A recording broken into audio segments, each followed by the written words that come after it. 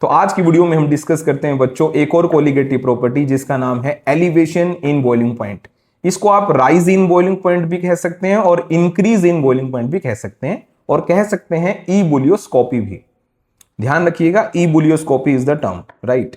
तो elevation in boiling point होता क्या है, उसके लिए पहले हमें पिछली कोलिगेटिव प्रॉपर्टी को रिवाइज करना होगा सिर्फ एक लाइन में। अगर आपको याद हो, हमने उसमें पढ़ा था कि जब एक वोलेटाइल सॉल्वेंट में नॉन वोलेटाइल सॉल्यूट डाला जाता है, वोलेटाइल सॉल्वेंट में जब नॉन वोलेटाइल सॉल्यूट डाला जाता है तो जो वेपर प्रेशर होता है अब वो पहले से कम हो जाता है। और आप जानते ही हैं कि अगर वेपर प्रेशर कम हो गया है तो बॉइलिंग पॉइंट ज्यादा हो जाएगा, इसलिए हम कहते हैं एलिवेट हुआ है boiling point, elevation in boiling point. अब बच्चों एलिवेशन इन बॉइलिंग पॉइंट को मैथमेटिकली डेल्टा टीबी से रिप्रेजेंट करते हैं। अब डेल्टा टीबी निकालने के लिए आपको यह पता होना चाहिए कि सॉल्वेंट का बॉइलिंग पॉइंट पहले कितना था और अब सोल्यूट डालने के बाद सॉल्यूशन का बॉइलिंग पॉइंट कितना हो गया।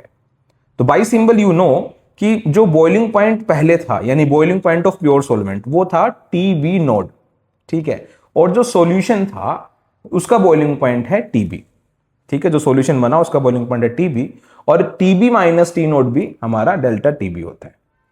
बात समझ में आ गई।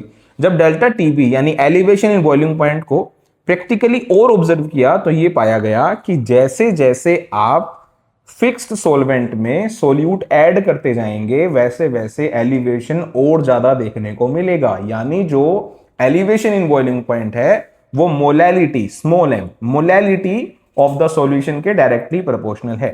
यानी अगर आपके सॉल्यूशन की मोलैलिटी कम है तो एलिवेशन कम देखने को मिलेगा, और अगर आपने ऐसा सॉल्यूशन बना दिया है जिसकी मोलैलिटी ज्यादा है तो आपको ज्यादा एलिवेशन देखने को मिलेगा, ठीक है। तो डेल्टा टीबी जो है वो स्मॉल एम के डायरेक्टली प्रोपोर्शनल हो गया। और मैथमेटिकली जब आप प्रोसीड करेंगे तो यहां पर एक कांस्टेंट यूज करना पड़ेगा, तो विच इज केबी। तो delta TB is equal to KB into m. अब ये जो केबी कांस्टेंट आया है इसको बोला जाता है मोलल एलिवेशन कांस्टेंट, या आप इसको कह सकते हैं बॉइलिंग एलिवेशन कांस्टेंट, या आप इसको बोल सकते हैं ईबुलियोस्कोपिक कांस्टेंट।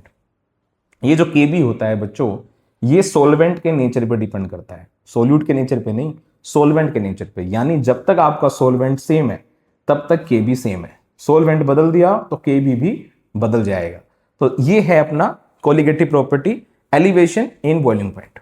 अब इसमें बात आती है कि सर साबित कैसे करोगे कि एलिवेशन इन बॉइलिंग पॉइंट एक कोलिगेटिव प्रॉपर्टी है। तो बच्चों सिंपल है, मैथमेटिकली ये मोलैलिटी यानी स्मॉल एम पे डिपेंड है, और जो मोलैलिटी होती है वो मोल्स ऑफ सॉल्यूट पे डिपेंड है, नेचर ऑफ सॉल्यूट पे नहीं, इसलिए ये एक कोलिगेटिव प्रॉपर्टी है, ठीक है बेटा। तो ये था हमारा एलिवेशन इन बॉइलिंग पॉइंट।